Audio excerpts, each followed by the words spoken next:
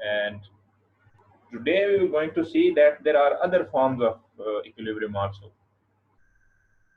और वो इक्विलिब्रियम क्या हो सकते हैं और उनसे क्या क्या प्रॉपर्टीज जो हैं वो इमर्ज कर सकती हैं। तो इसके लिए आप अगर स्क्रीन पे देखें तो हमने सिस्टम्स कुछ कंसिडर करने हैं और उन पे कुछ कंस्ट्रेंट्स लगाने हैं, और देन हम वो कंस्ट्रेंट्स जब रिमूव करेंगे तो फिर देखेंगे कि वो सिस्टम कैसे बिहेव करता है।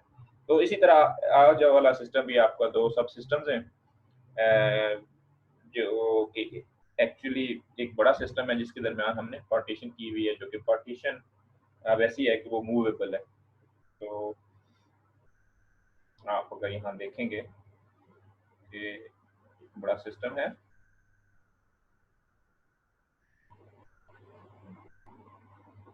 और मैं रफली स्केच कर रहा हूँ, कोई इसको मतलब कोई ड्राइंग कंपटीशन के में अगर मैं पार्टिसिपेट करूँ तो definitely I am not a good drawing person. So खैर, ये एक सिस्टम है बड़ा जो कि आइसोलेटेड है from the rest of the world, मतलब कोई हीट और पार्टिकल्स और सम नथिंग कैन एंटर और एग्जिट दिस सिस्टम।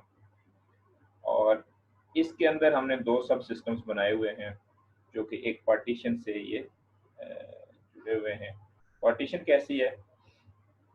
पार्टीशन ऐसी है कि so that energies and volume of the system can adjust। अब ये पार्टीशन कंडक्टिंग है, इंसुलेटिंग नहीं है।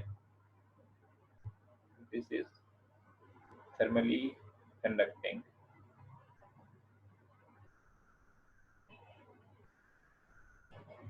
प्लस ये पार्टीशन ऐसी है जो कि मूवेबल भी है, तो ये इसको हम स्लाइड कर सकते हैं विद इन दिस वॉल्यूम, इधर या इधर। तो इसके हवाले से हम इसी तरह जिस तरह एडजस्ट करेंगे उस हिसाब से वॉल्यूम जो है वो एडजस्ट हो जाएगा सिस्टम में। इधर ज़्यादा कर देंगे इधर वॉल्यूम ज़्यादा हो जाएगा। लेकिन जो गैस है जो इस साइड पे है और जो इस साइड पे है वो हम नहीं मूव करने देंगे उसको इधर या इधर से उधर।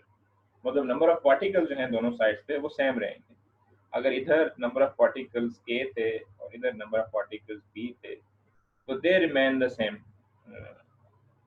they don't change, they don't shift from one side to the other side। ये तो हैं इनिशियली कंडीशंस हैं। और फिर हमने ये कहा है कि शुरू में हमने ये किया है कि पहले जो भी था सिस्टम की कंडीशन ये थी, हमने हीट को कंडक्ट होने दिया है through the partition, through this middle partition. और अब ये है कि सिस्टम जो है वो ऑलरेडी थर्मल इक्विलिब्रियम पे है। द सिस्टम इज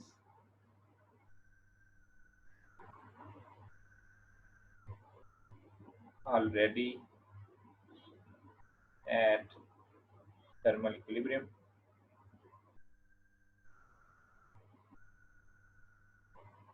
तो अब हमने टेम्परेचर की को बात करें ना करें हमें फ़र्क नहीं पड़ता। वॉल्यूम किस तरह से एडजस्ट हुए हुए हैं कि एक का वॉल्यूम वी ए है, दूसरे का वॉल्यूम वी बी है, और जो नेट पूरे सिस्टम का वॉल्यूम है उसको हम वी कह देते हैं। That is basically sum of V A and V B. और आपको पता है कि जो एंट्रोपी है वो भी एक एडिटिव प्रॉपर्टी है, तो वो भी ऐड होगी दोनों सिस्टम्स के लिए। So we will write entropy as total S would be equal to SA plus SP। अब हमने एडजस्ट करने हैं वॉल्यूम्स इस तरह से। वॉल्यूम्स हमने डिफाइन कर दिए ना कि V is equal to V A plus V B, या अगर हम उसको रीअरेंज करके लिखना चाहें उसी इक्वेशन को तो वी बी को हम लिख सकते हैं V B in form of V A is V minus V A, उसी को हमने रीअरेंज करके लिखा है। तो अब हमने वॉल्यूम्स को ऐसे एडजस्ट करना है, इस इंटरनल जो पार्टीशन है जो मैंने बताया कि मूवेबल है, ये इधर इधर इधर उधर मूव कर सकती है, तो इसको हमने इस तरह से एडजस्ट करना है कि सिस्टम की एंट्रोपी मैक्सिमाइज कर जाए। अब ये काम हमने फिजिकली तो नहीं करना, हमने ये काम करना है जस्ट मैथमेटिकली। और हमने ये देखना है कि अगर हम ऐसा कर सकें, if we can do that kind of a thing, that we can move this partition right or left and adjust it to some place where the system has the maximum entropy S, this quantity, then we would be able to say that we will get a quantity in terms of mechanics of the system that would be equal. पहले तो हमने ये कहा था ना कि system में पहले इंसुलेटेड, पिछले पिछले लेक्चर में कि सिस्टम एक सेपरेटेड है एक इंसुलेटिंग वॉल से। फिर हमने ये किया कि उस इंसुलेटिंग वॉल की जगह हमने एक कंडक्टिव वॉल फिट की, तो अब वो टेम्परेचर वेरी किया दोनों साइड का और दोनों एक ही टेम्परेचर पे पहुंच गए। उसको हमने कहा कि ये वो उन्होंने हीट एक्सचेंज किया आपस में, और हमने ये कहा कि वो सिस्टम है वो उसने थर्मल इक्विलिब्रियम अटेन कर लिया। अब इस केस में थर्मल इक्विलिब्रियम पहले से अटेंड है, लेकिन हमने अब एंट्रोपी को एडजस्ट करना है with respect to the volume. तो उसके लिए हमने सेट करनी है वॉल्यूम, किसी एक साइड की वॉल्यूम की वैल्यू सेट करनी है, या ए साइड की या बी साइड की। तो उसके लिए हमने मैथमेटिक्स क्या करनी है कि हमें maximize at the end of the day, क्योंकि मैंने आपको उस दिन भी बताया था कि किसी भी तरह के इक्विलिब्रियम के लिए जो पहली चीज़ जो आपको जहन में होनी चाहिए कि कौन सी चीज़ को आप एक पैरामीटर बना सकते हैं या एक जिसे क्या कह सकते हैं ना, एक सिग्नल बना सकते हैं इक्विलिब्रियम का, वो ये होगा कि उस सिस्टम की एंट्रोपी मैक्सिमाइज होनी चाहिए। तो इस सिस्टम में भी एंट्रोपी मैक्सिमाइज करनी है हमने। ऑल्दो के टेम्परेचर के हवाले से तो हम कह रहे हैं कि ये मैक्सिमम है, लेकिन उससे के अलावा अगर हम एक पैरामीटर अब उसमें चेंज वाला वॉल्यूम ऐड कर दें तो क्या होगा वो हम देखते हैं कि हम इस एंट्रोपी को अब चूंकि ये is a function of S A plus S B, तो अगेन हम इसको उसी तरह डिफरेंशिएट करेंगे जिस तरह हमने लास्ट टाइम किया। So we will see that the differential of entropy is equal to partial SA over VA times dA plus partial SB over VB dVB।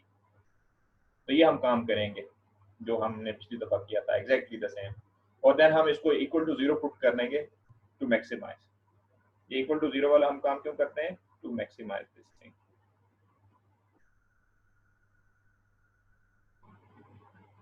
वो मैंने बताया था कि कर्व आप देखते हैं कि वो कहाँ पे जीरो को कर्व कहाँ पे टर्न लेता है या कहाँ पे उसकी वैल्यू स्टैटिक हो जाती है, तो वो आपने चेक करने के लिए आपने इसको जीरो पुट किया। लेकिन अब जो कि आपके पास टेम्परेचर वाला कंस्टेंट नहीं है, लेकिन आपके पास इक्वेशन मौजूद है कि D V B is equal to V minus V A, वो ऊपर लिखी हुई है, तो उसी को आप यूज करेंगे। अब आप वॉल्यूम का कंप्लीट डिफरेंशियल देंगे जो आपके पास, या आप वो जनरल इक्वेशन ले लें वॉल्यूम की कि आपके पास थी v equals V A plus V B,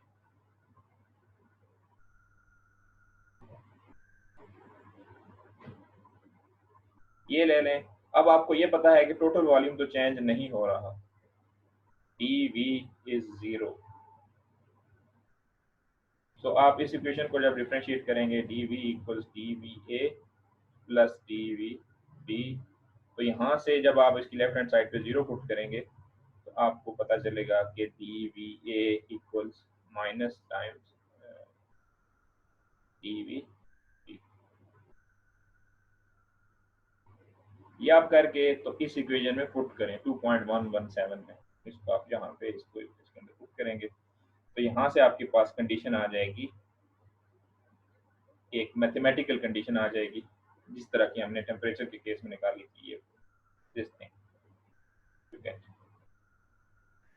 ये आपको बता रही है कंडीशन कि जब आपने वॉल्यूम एडजस्ट किया, वॉल्यूम एडजस्टमेंट से क्या मुराद है आपकी, आपने मैकेनिकल प्रॉपर्टी उसकी एडजस्ट की। We adjusted the mechanics of the body of the system,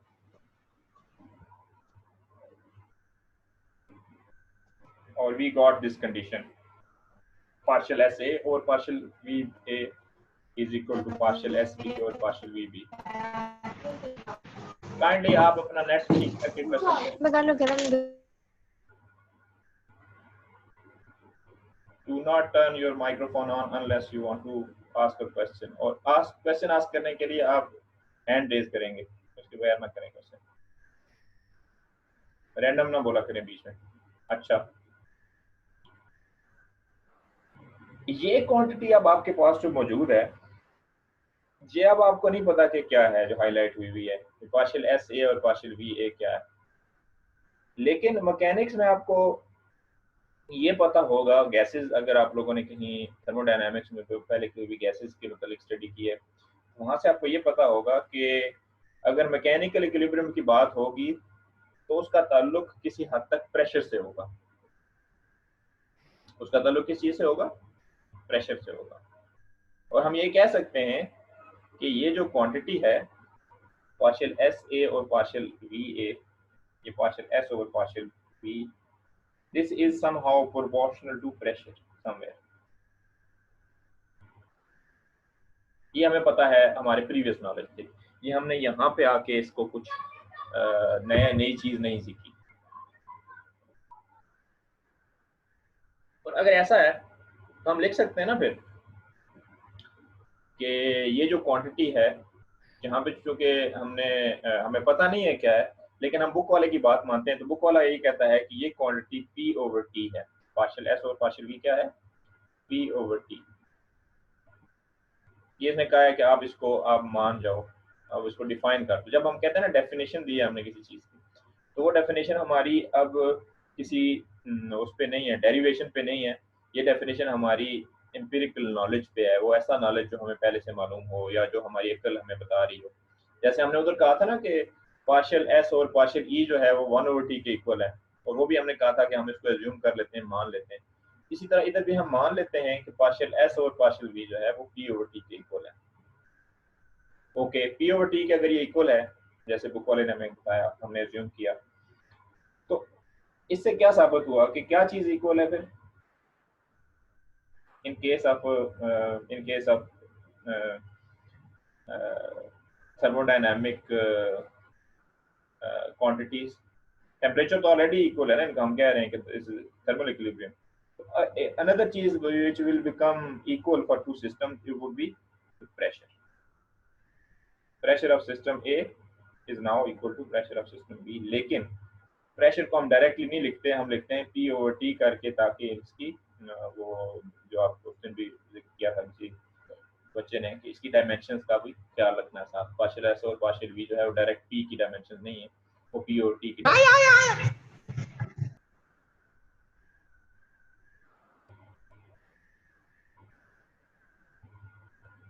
ये कौन था? Who did that?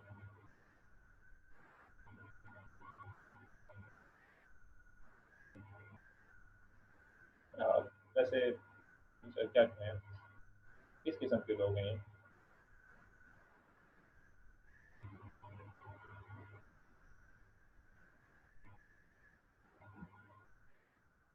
पिछली क्लास में कुछ लोग यहाँ से मौजूद होंगे शायद, जो एमएमपी की क्लास थी उसमें भी किसी ने बदतमीजी की थी, तो उसको मैंने काफ़ी ऑनर्स से नवाजा था।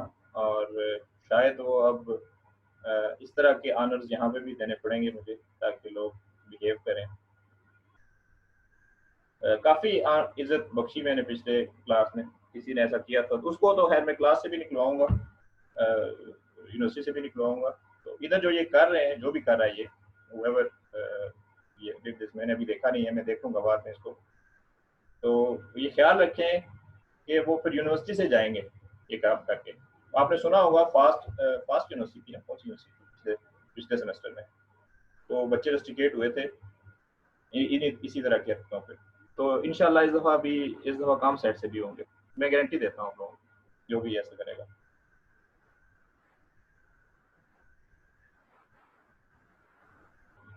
तो वो इंसान के बच्चे तो हैं नहीं, वो तो नहीं होता खंजीर, उसकी नस्ल से हैं ये जो ऐसा काम करते हैं, क्लास में आके पढ़ने आते हैं और ये काम कर रहे हो, क्लास को डिस्टर्ब करने वाला, जिनको कंट्रोल नहीं है अपने ऊपर अभी तक।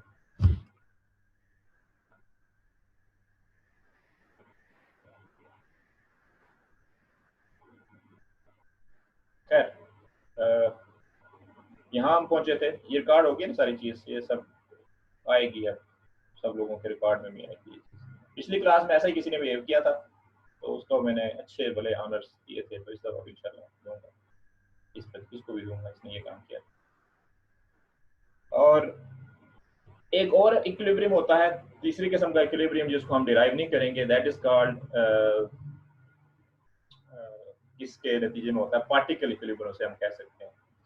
तो उसके नतीजे में एक तीसरी क्वांटिटी आपके पास आती है, उसकी डेरिवेशन हम नहीं करेंगे, ये जो नीचे हाईलाइट हुई है, this is due to particle equilibrium.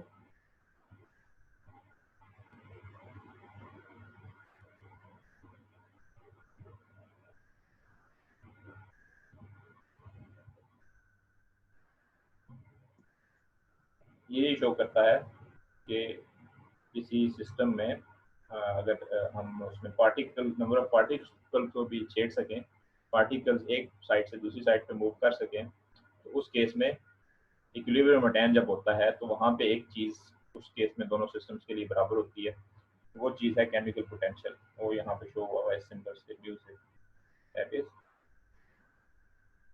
Chemical potential.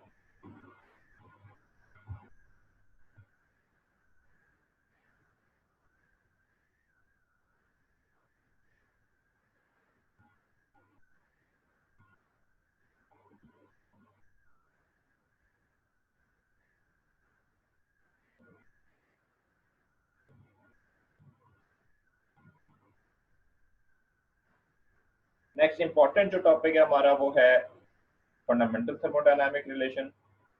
इसमें हम इसको डिराइव करेंगे फॉर सिंपलर सिस्टम्स, और ये हमें याद रखना होगा क्योंकि ये आगे हमारे स्टैटिस्टिकल का पोर्शन जो शुरू होगा आपका S1 के बाद, उसमें ये काम आएगा हमारे। तो फंडामेंटल थर्मोडायनामिक रिलेशनशिप हम करते हैं अभी जस्ट, तो इसको देखते हैं।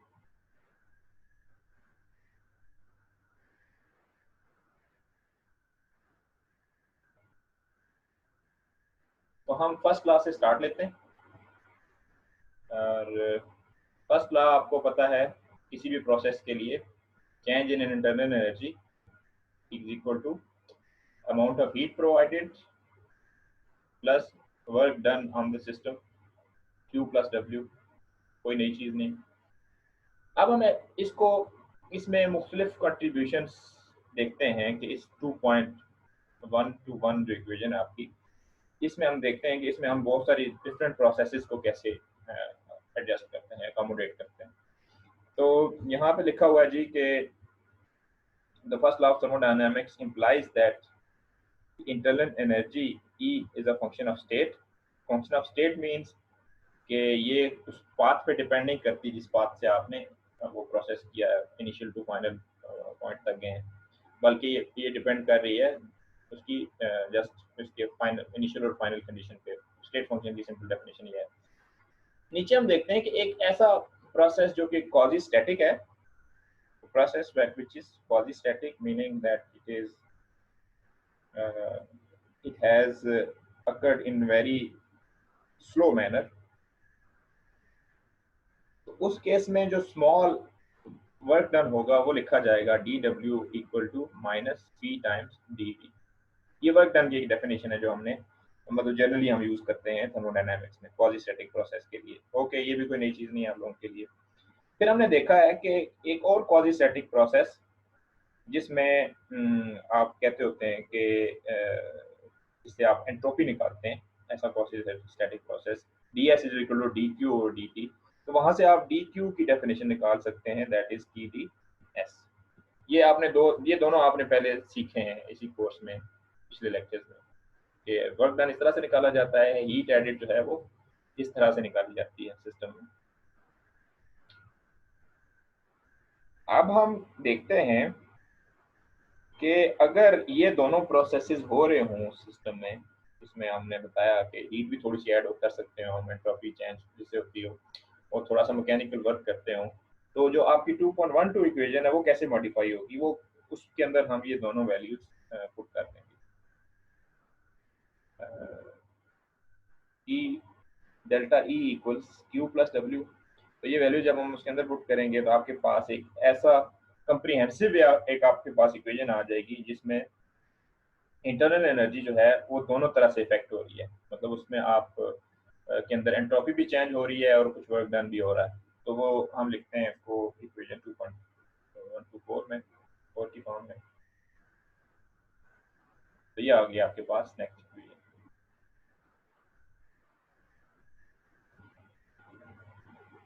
ये आपको इक्वेशन बता रही है कितनी चीज़ों की चेंजेस तो डीई जो डिफरेंशियल है वो आपको बता रहा है कि change in internal energy, EDS बता रहा है आपको चेंज इन एंट्रोपी, और पीडीवी बता रहा है चेंज इन वॉल्यूम।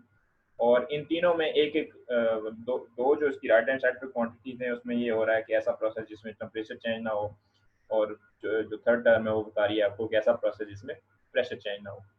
ये तो है एक इसकी वो डेफिनेशन जो कि आपने अभी क्वाजी स्टैटिक प्रोसेसेस को इंक्लूड किया है किसी भी थर्मोडायनामिक प्रोसेस के लिए। ये ना हम कह सकते हैं कि ये एडियाबैटिक प्रोसेस है, ना ये हम कह सकते हैं आइसोथर्मल प्रोसेस है। That's a general equation, DE equals EDS minus PdV। अब हम इसको देखते हैं कि आपकी जो इंटरनल एनर्जी है या आपकी एंट्रोपी है वो किस चीज़ का फंक्शन होती है एक्चुअली किसी भी जनरल सिस्टम के लिए।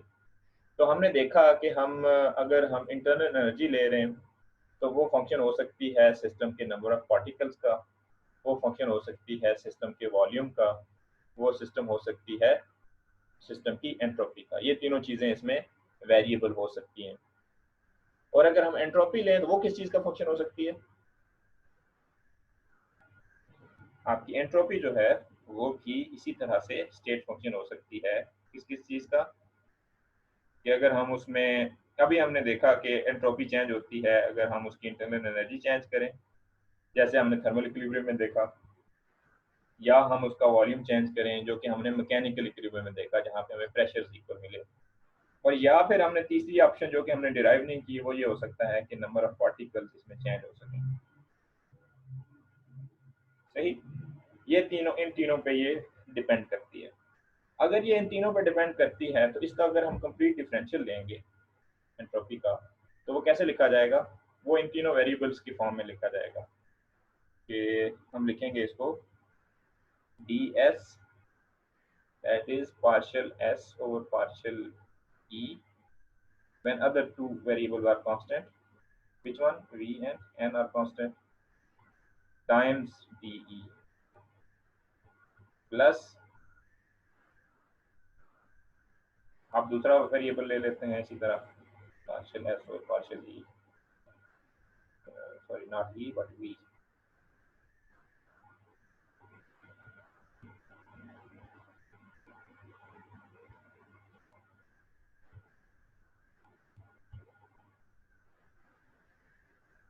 partial s over partial v, other two variables of constant e and n are constant, and dv and so on, the third variable that is partial s over partial n, e and v now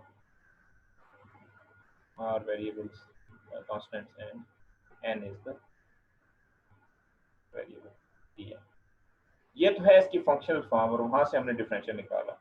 और एक चीज हमने लिखी थी equation 2.14 में, वो था T D E is equal to T D S plus P minus P D we.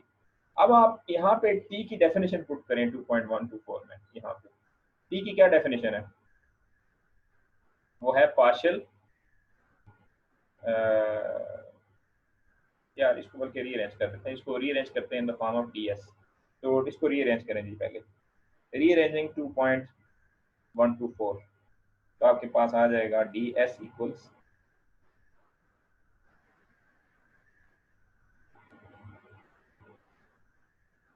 D E over T plus P D V over T. ये इसकी रीअरेंजमेंट आ गई। अब आप इसको कंपेयर करें वो जो हमने फंक्शनल फॉर्म लिखी है, इसको इस इक्वेशन को आप कंपेयर करें फंक्शनल फॉर्म वाली इक्वेशन से इसके साथ। हाँ दो इसमें एक टर्म मिसिंग है लेकिन जो टर्म्स मौजूद हैं उनके साथ तो कंपेयर हो सकती है ना। तो यहाँ पे आप कंपेयर करें तो आपको क्या किस तरह की चीज़ें नजर आएंगी? दोबारा देखें जरा इसको, एक टेम्परेचर की डेफिनेशन यहाँ से दोबारा इमर्ज करेगी आपके पास, टेम्परेचर आ जाएगा सर आपके ये हमने पीछे भी पढ़ा जी सर, वो 1/T इज इक्वल टू हाँ del S by del E आ जाएगा, यस थर्मल इक्विलिब्रियम आ जाएगी बिल्कुल हमारे थर्मल पास। इक्विलिब्रियम वाली और उसके कंडीशन आ बाद जाएगी।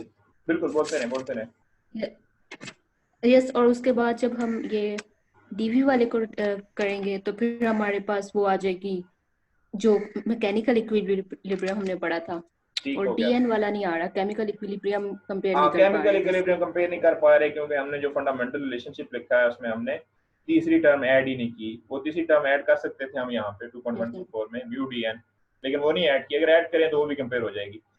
तो हमने सिंपलेस्ट फॉर्म ली है। यस तो आपके पास आ गया P over T equals sign P over T equal to partial S over partial P. तो ये जो इक्वेशन आई है हमारे पास, इक्वेशन 2.124, इसको हम कहते हैं थर्मोडायनामिक, फंडामेंटल थर्मोडायनामिक रिलेशनशिप। इसमें तीन चीज़ों की वेरिएशन है, एनर्जी की, एंट्रोपी की और वॉल्यूम की। अगर हम इसमें वो भी ऐड कर लें, पार्टिकल इक्विलिब्रियम भी ऐड कर लें, तो फिर हमारे पास एक कंप्रीहेंसिव इक्वेशन बन जाएगी। मतलब ऐड कर सकते हैं समझने के लिए, यहाँ मैंने नहीं ऐड किया लेकिन बुक वाले ने कहा हुआ है कि आप इसको भी इसमें इंक्लूडेड रखें। तो आपकी जो फाइनल इक्वेशन बनेगी वो ये बनेगी, D E equals E T S minus P T V plus mu T N. तो पार्टिकल इक्विलिब्रियम वाली कंडीशन भी शामिल होगी है। तो ये आप इसको रटा लगा लें या तावीज़ बना के गले में डाल लें, जैसे भी करें। इस रिलेशनशिप को आपने हर हाल में याद रखना है क्योंकि ये आगे हमारे बहुत काम आएगा जहाँ जहाँ हम इक्विलिब्रियम की बातें किया करेंगे। और यहाँ पे ये इंटरेस्टिंग बात ये है कि बुक वाले ने लिखी हुई है नीचे इसी इक्वेशन के नीचे कि this is a mathematical statement of combined first and second laws of thermodynamics. ये किस चीज की स्टेटमेंट है? Combined statement of first and second laws of thermodynamics. वो कैसे, जरा आप कुछ बता सकते हैं इसके बारे में? कोई थोड़ा सा गैस कर सकते हैं कि कैसे है? सर इसमें चेंज इन एंट्रोपी भी आ जाता है, वॉल्यूम में आ जाता है, और इंटरनल एनर्जी भी आ जाती है हमारे पास, और वर्क भी आ, टीवी भी आ जाता है, तो हाँ, वर्क वाला वर्क थ्री डन भी डीवी आ भी आ जाता जाता है, है, वर्क टीडीएस रिलेशन। में एनर्जी चेंज भी आ जाती है, म्यू डी एन में पार्टिकल चेंज भी आ जाती है। सारी चीजें एक ही इक्वेशन में इनकॉर्पोरेटेड हैं खूबसूरती के साथ।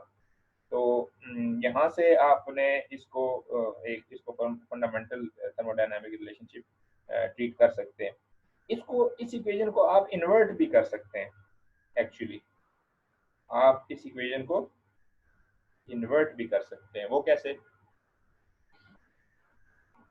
ये इक्वेशन तो थी आपकी जिसमें आपने एंट्रोपी को फंक्शन माना था और उसका फिर पार्शियल डेरिवेटिव किए थे। अब चूंकि आपके पास एनर्जी भी एक डिफरेंशियल फॉर्म में आ गई है, तो आप कह सकते हैं कि एनर्जी किस किस चीज का फंक्शन है? अब एंट्रोपी का, डीएस हो रहा है एंट्रोपी का फंक्शन है, डीबी हो रहा है मतलब वॉल्यूम का फंक्शन है, डीएन हो रहा है पार्टिकल्स का फंक्शन है। यूं लिखते हैं आप साथ साथ ना कि this is a function of now entropy. यहाँ से एंट्रोपी साथ लिखी जाएगी, इस यहाँ से वॉल्यूम साथ लिखा जाएगा। जिस जिस चीज का डिफरेंशियल होगा ना, वो जो वेरिएबल है वो उस चीज का फंक्शन होगा। तो इसमें ds भी है, dv भी है और dn भी है। एस वी और n का ये भी फंक्शन है। अच्छा, अगर ये s और v और n का फंक्शन है तो आप इसका अगर इसकी आप फंक्शनल फॉर्म लिखना चाहें तो वो कैसे लिखेंगे? e is a function of now del S. s v and n। तो de कैसे लिखेंगे आप? सर de आप कैसे लिख सकते हैं सर इसी को यूज करते हुए?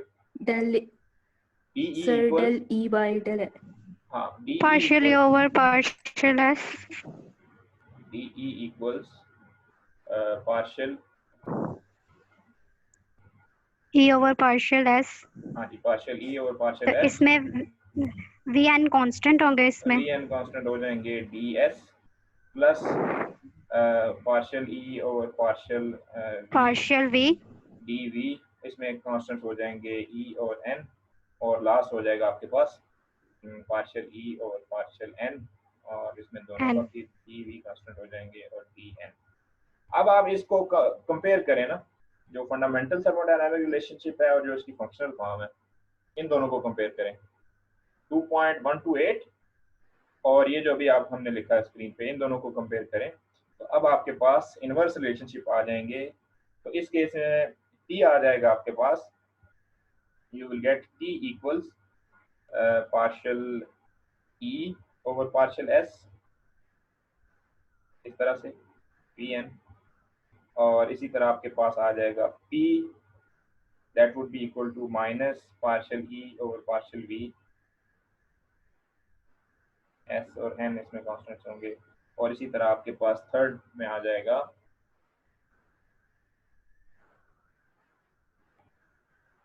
क्या चीज यहाँ पे आ जाएगा, और आपके पास तीसरी चीज आ जाएगी म्यू यानी कि केमिकल पोटेंशियल, और दैट वुड बी पार्शियल ई और पार्शियल एन, जबकि ई और वी इसमें कॉन्स्टेंट्स होंगे। तो ये था जी आज का first portion of your lecture. इधर हम स्टॉप करते हैं। ये रिलेशनशिप आप लोगों को उम्मीद है गाय बगाए इस्तेमाल होंगे तो याद रहेंगे। इसका एक लेक्चर हम और लेंगे नेक्स्ट वीक, या मतलब जब भी हमें सेशन के बाद टाइम मिला। अगला जो पोर्शन है आपका अगले 40 मिनट, वो आप सब लोग जूम पे आएंगे, मैं आपको लिंक भेजूंगा, जूम पे आएंगे, कैमराज ऑन करेंगे सबके सब, और आप लोग क्विज 1 देंगे। ठीक है, लेक्चर नहीं होगा नेक्स्ट पोर्शन में, सबके सब लोग क्विज 1 देंगे, और वो मार्क होगा और वो टीम्स पे अपलोड होगा in the form of quiz, और उन्हीं से चेक होगा। मैं उसका लिंक ओपन कर दूंगा, मैं आपको शेयर कर दूंगा नेक्स्ट में ओपन करके। जी जी पूछिए सर। ये नेगेटिव पार्शियल और पार्शियल भी कैसे आया है जी? कौन सा? यहाँ पे तो पॉजिटिव था p is equal ये पार्शियल वो पार्शियल b, ये तो पॉजिटिव हो पर फिर ये नीचे आके नेगेटिव कैसे हो गया? पॉजिटिव कहाँ था जी? ये देखें ना, ये नेगेटिव है ना, इधर देखें यहाँ पे, ये नेगेटिव शो साइन शो हो रहा है जी। यहाँ से कंपेयर किया ना आपने? ओके सर जी, ठीक हो गया। तो मैं आपको लिंक भेजता हूँ और आप लोग को इसकी तैयारी करके आए अभी ना 2 मिनट में। सर नहीं, ब्रेक दे दें थोड़ी सी, लाइक चार्जर, और मतलब 10 मिनट की ब्रेक दे दें। 3:20 पे आपको दोबारा मिलते हैं। ठीक है, ठीक है सर, थैंक यू। ओके।